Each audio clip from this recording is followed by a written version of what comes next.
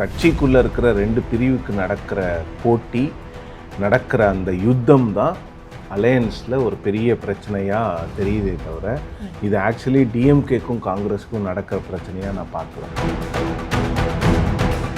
இப்போ அவர் பிறந்தநாளுக்கு விஷ் பண்ணும் பொழுது முதலமைச்சர் அவர்கள் அப்படின்ற மாதிரி தான் விஷ் பண்ணியிருந்தாரு. சகோதரருங்கிற ஒரு கனெக்ஷன் இல்லைங்கும் போது அது அடுத்த இடத்துக்கு போகும் அப்படின்னு எதிர்பார்க்க. சகோதரர்கள் பங்காளிகளாக இருக்கிறாருன்னு எடுத்துக்கோங்க. எங்களுக்கு தமிழ்நாட்டில் கட்சி வளரணும். விஜய் அவர்கள் வந்தால் கேரளாவில் போயிட்டு நாங்கள் திமுகவுக்கு காங்கிரஸ் ரொம்ப முக்கியம். அது தெரிஞ்சுதான் காங்கிரஸ் இவ்வளவும் விளையாடுறாங்க.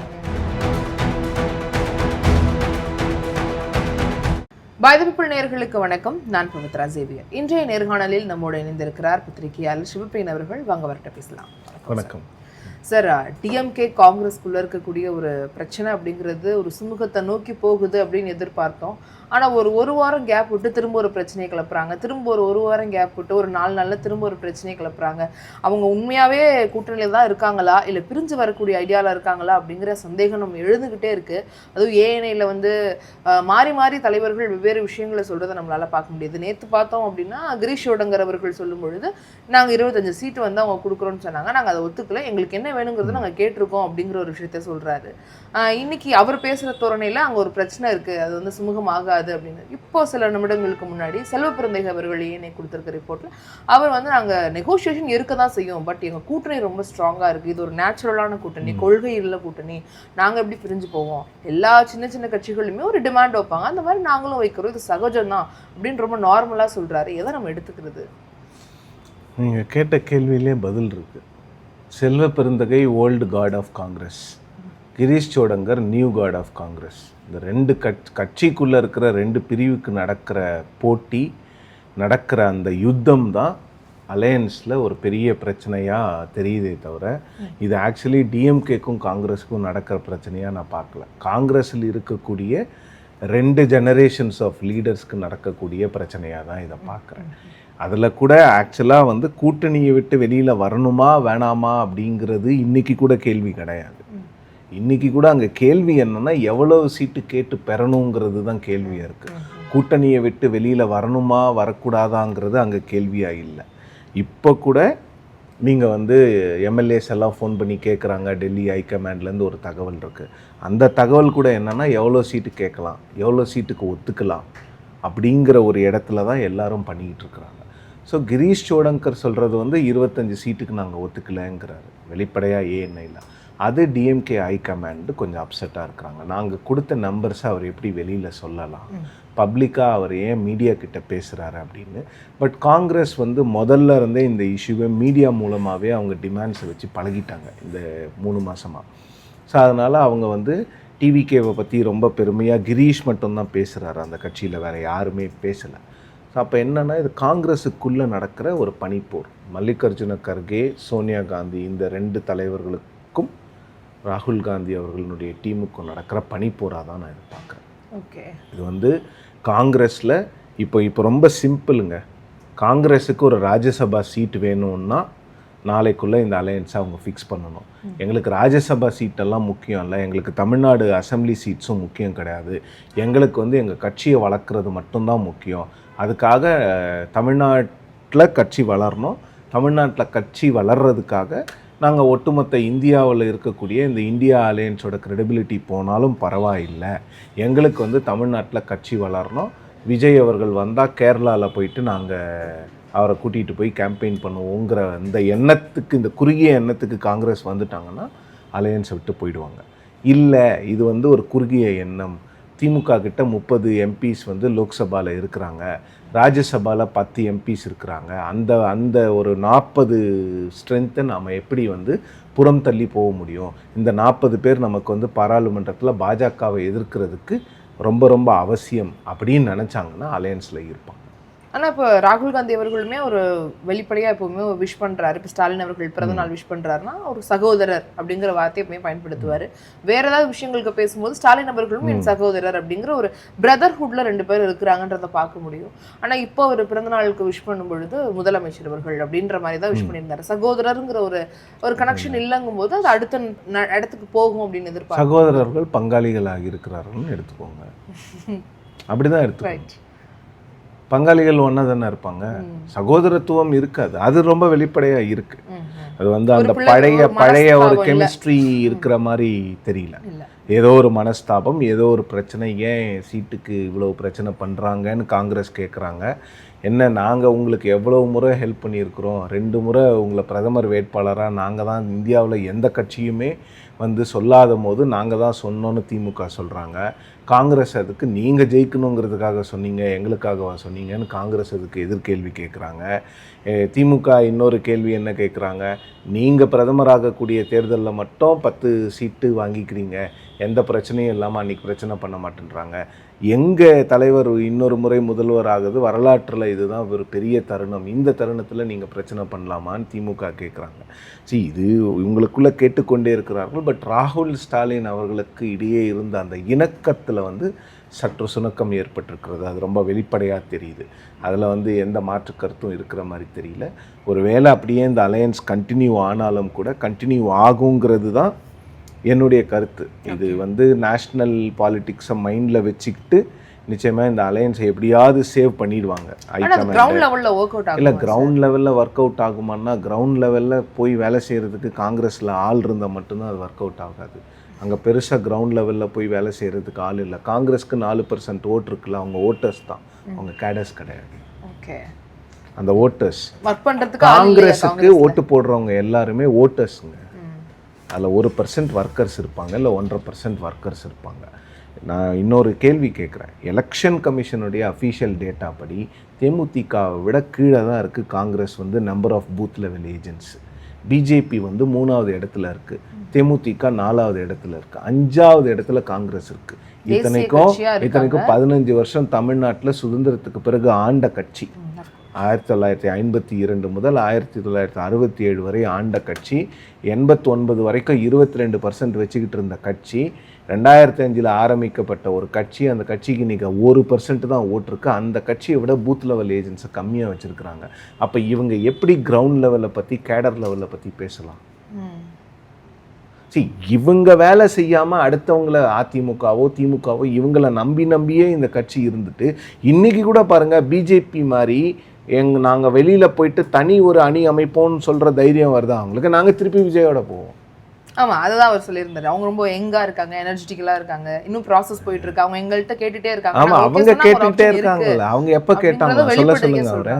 அவங்க கேட்டாங்க கேட்கலங்கிறதுலாம் வேற.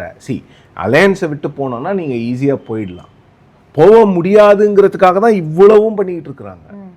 எப்படியாவது வந்து ஒரு 25 சீட்டுங்கிறது 28 மாத்திட மாட்டோமா? அவ்வளவுதான் சார். 28க்கு தான் இவ்வளவு கஷ்டப்படுறாங்க. 25க்கு தான் இவ்வளவு பிரச்சனையும். இல்லைன்னா திமுக 4 சீட்டு குறைச்சிருப்பாங்க. இப்போ எல்லாருக்கும் குறைக்கிறாங்கல்ல, இல்லை எல்லாருக்கும் குறைக்கிறாங்கல்ல, குறைக்கக்கூடாது. நமக்கு அந்த 25 காப்பாற்றிக்கணுங்கிறதுக்கு போன வாரம் வரைக்கும் போட்ட பிரச்சனை. இப்போ 25 கொடுக்குறேன்ட்டாங்க. இப்போ நேற்றுலேருந்து போட்டுக்கிட்டு இருக்க பிரச்சனை என்னன்னா, இன்னும் ஒரு 3 சீட்டு 4 சீட்டு கூட வாங்க முடியுமா? இப்படிலாம் பண்றதுனால உங்களுக்கு சீட் கிடைச்சிரும் நம்புறாங்களா சார்? இல்ல இது வொர்க் அவுட் ஆகுமா இந்த ஸ்ட்ராட்டஜி? நம்புறாங்க, ஆனாலும் ஆகலாம். ரிப்போர்ட்ஸ் மூலமா இல்ல ஆனாலும் ஆகலாம். ஏன்னா திமுகவுக்கு காங்கிரஸ் ரொம்ப முக்கியம். அது தெரிஞ்சுதான் காங்கிரஸ் இவ்வளவும் விளையாடுறாங்க. இந்த எலெக்ஷன்ல திமுக வந்து ஒரு ஓட்டு கூட முக்கியங்கிறதுனால தான் தேமுதிக போன்ற கட்சிகளை கொண்டு வராங்க. ஓபிஎஸ் போன்ற ஒரு எதிர்மறை சிந்தனை கொண்ட ஒரு மனிதரை கூட்டிகிட்டு வந்து அவங்க கட்சிக்குள்ளே சேர்க்குறாங்கன்னா அவங்க ஒரு வாக்கு கூட மிஸ் பண்ண தயாராக இல்லை. அப்படி இருக்கும்போது காங்கிரஸினுடைய 4.5% ஓட்டு தோல்வி ஆயிடுவாங்க. திமுக பயப்படுறாங்களா சார்? எனக்கு ஓபிஎஸ் அவர்கள் இல்லை நான் இதை முடிச்சுட்டு வரேன்.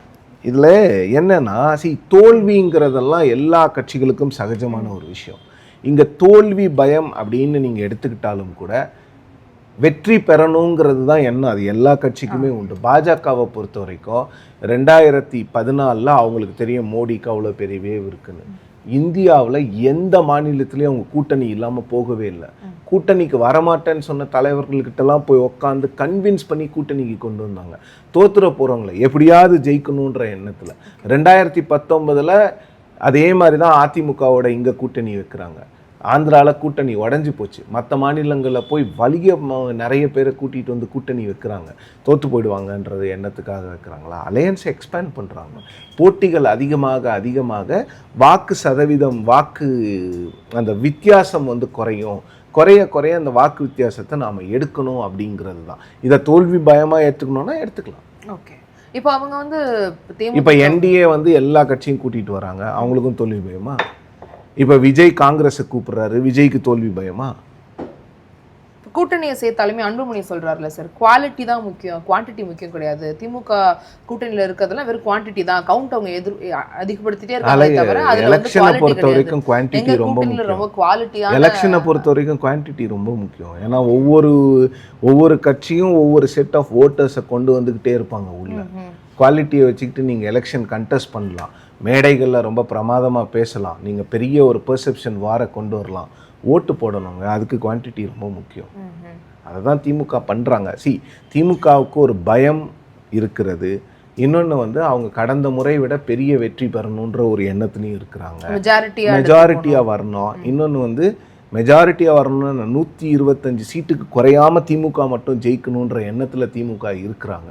ஏன்னா எந்த இடத்துலையும் அவங்க கூட்டணி ஆட்சிக்கு ஒத்துக்க மாட்டாங்கங்கிறது தான் நமக்கு கிடைக்கிற தகவல். ஸோ அதனால தான் எல்லாருடைய சீட்ஸை எவ்வளோ குறைக்க முடியுமோ அவ்வளோ குறைக்கிறாங்க. காங்கிரஸை பொறுத்த வரைக்கும் இப்போ அவங்களுக்கு ஆஃபர் 25+1 ராஜ்யசபா வேணான்னா அவங்க போயிடுவாங்க. இல்லை ராஜ்யசபா வேணும்னு அவங்க நினச்சாங்கன்னா அலையன்ஸ்குள்ளே வந்து சைன் பண்ணிடுவாங்க. அவங்க வெளியே போறதுனால அது திமுகவுக்கு ஒரு பெரிய மைனஸா இருக்கும். திமுகவுக்கு மைனஸ் தான், அதுல எந்த மாற்றம் மைனஸ் இருக்கும், பெரிய அளவுல இம்பாக்ட் இருக்கும். அது ஒரு பெரிய பர்சன்டேஜ் கிடையாது, அங்க ஒர்க் பண்றது பெருசா ஆள் கிடையாது. அவங்க போறதுனால என்ன மைனஸ் ஆயிரும் பார்ப்பாங்க. இல்ல ஒர்க் பண்றதுக்கு ஆள் இல்லைன்னு நான் சொன்னேன்ல, அது உண்மை.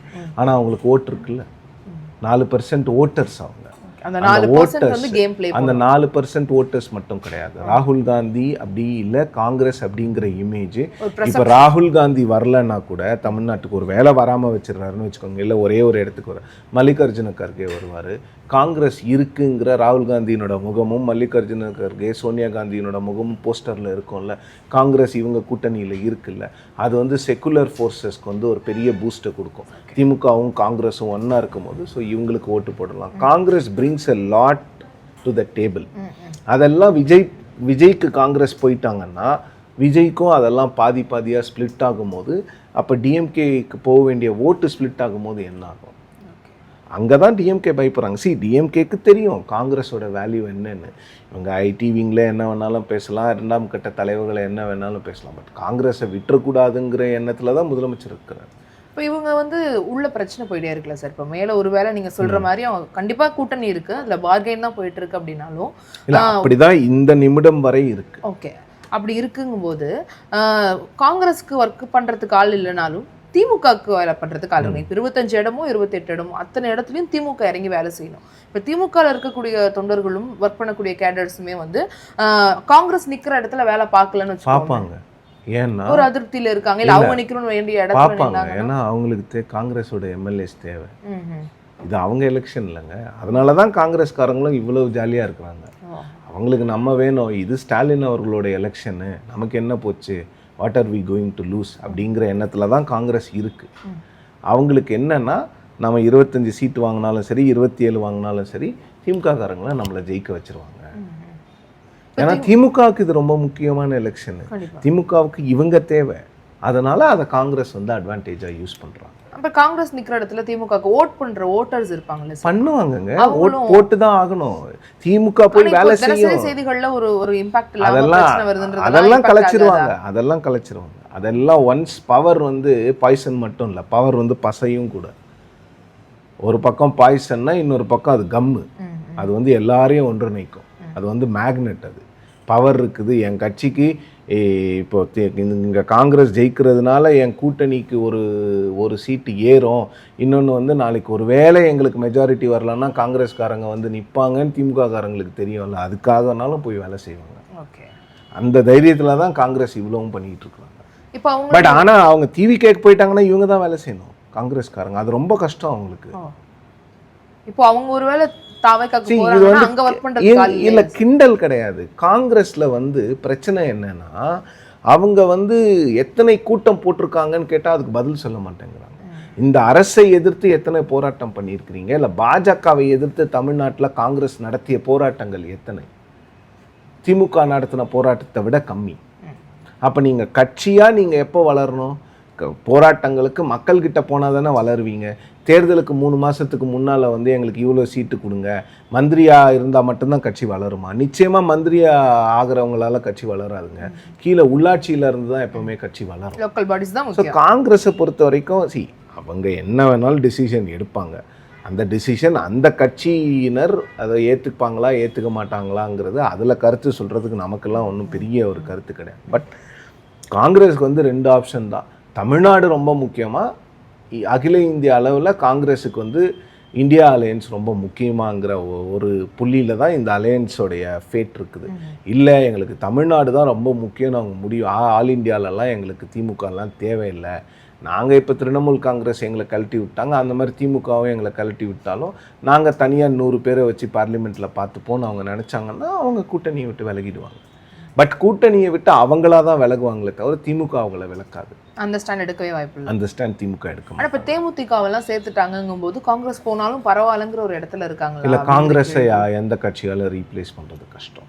அதுதான் நான் சொன்னேன்ல, காங்கிரஸ் கொண்டு வர்றது வந்து ஓட்ஸு, கேடர்ஸ் மட்டும் கிடையாது. அவங்க கொண்டு வர்றது ஓட்ஸு, அவங்க கொண்டு வர்றது ஒரு க்ரெடிபிலிட்டி. அந்த க்ரெடிபிலிட்டி வந்து காங்கிரஸ் டிஎம்கேவோடு இருக்கும்போது அது பூஸ்ட் ஆகும். அந்த க்ரெடிபிலிட்டி டிஎம்கே கிட்ட இல்லாமல் விஜய் கிட்ட போயிடுச்சுன்னா, விஜயும் ஒரு கிறிஸ்டியன் அப்படிங்கும்போது மைனாரிட்டி ஓட்ஸ் வந்து பெருமளவில் ஸ்ப்ளிட் ஆகிறதுக்கான வாய்ப்புகள் இருக்கும். ஒருவேளை காங்கிரஸ் திமுகவோடு இருந்தாங்கன்னா அந்த ஸ்ப்ளிட்டை அவங்க வந்து பெருமளவில் ப்ரிவெண்ட் பண்ணலாம். Okay sir. இப்போ அவங்க கூட்டணிகள் வந்து தொகுதி பங்கீடுகளில் பிரச்சனை இருக்குது. இப்போ காங்கிரஸ்குள்ள பிரச்சனை வெளில தெரியுது. இப்போ மற்ற கூட்டணிகளில் இருக்கிறவங்களுமே ஏற்கனவே இப்போ கம்யூனிஸ்ட் இரட்டை இலக்குகளில் வேணும் அப்படின்னு கேட்டிருந்தாங்க.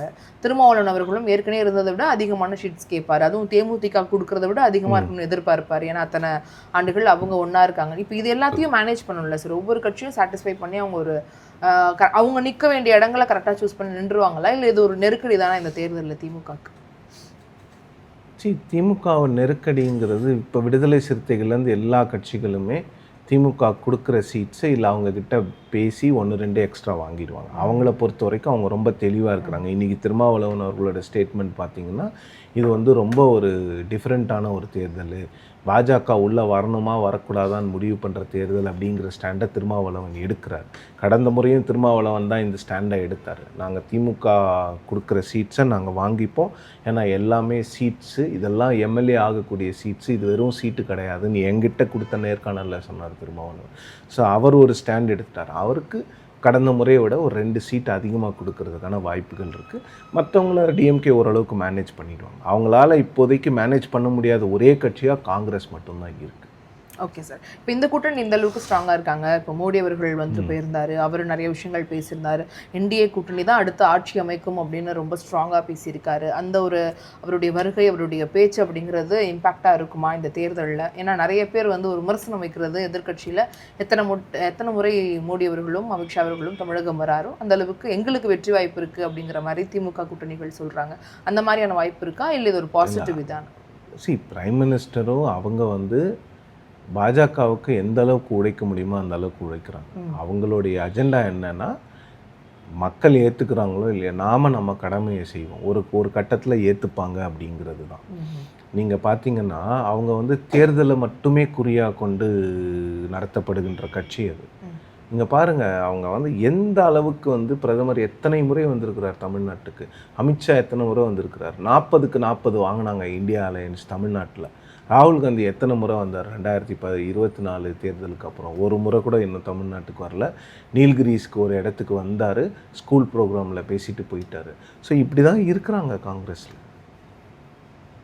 நீங்கள் பிரதமர் வந்து அவங்களுக்கு ஓட் பர்சன்டேஜே தமிழ்நாட்டில் இல்லைன்னு எல்லாரும் கிண்டல் பண்ணாலும், அவங்க 2 மாதத்துக்கு 3 மாதத்துக்கு ஒரு முறை பிரதமரோ இல்லை உள்துறை அமைச்சரோ வந்து மக்கள்கிட்ட பேசிக்கிட்டே இருக்கிறாங்க. அவங்க மக்கள்கிட்ட ஒரு கண்டினியூஸ் என்கேஜ்மெண்ட்டை வச்சுக்கிட்டே இருக்கிறாங்க. காங்கிரஸ் அதை பண்ணவே மாட்டேங்கிறாங்க. எலெக்ஷன் டைமில் மட்டும்தான் அவங்க தேசிய தலைவர்கள் தமிழ்நாட்டுக்கு வரவே வராங்க. அதனால தான் மாநில கட்சிகள் மீது இந்த மக்களுக்கு அதீத காதல் இருக்கிறது. ஓகே. தேசிய கட்சிகள் யாரையும் அவங்க நம்ப பெருசாக தயாராக இல்லை. ஏன்னா மாநில கட்சிகள் தான் இங்கே இருக்கிற பிரச்சனைகளை பேசுகிறாங்க. திமுகவாக இருந்தாலும் சரி, அதிமுகவாக இருந்தாலும் சரி. Okay sir. இப்போ கூட்டணிகள் இந்த மாதிரி போயிட்டுருக்கு. ரொம்ப சீக்கிரமாகவே எந்தெந்த தொகுதிகள் யார் யாருக்கு அப்படிங்கிறது தெரியும். தொடர்ந்து அந்த மாதிரியான சம்பவங்கள் பற்றி பேசலாம். இவ்வளோ நேரம் நீங்கள் பகிர்ந்து கொண்ட நேரத்துக்காகவும் உங்களோட கருத்துக்களுக்காகவும் நன்றி சார். நன்றி.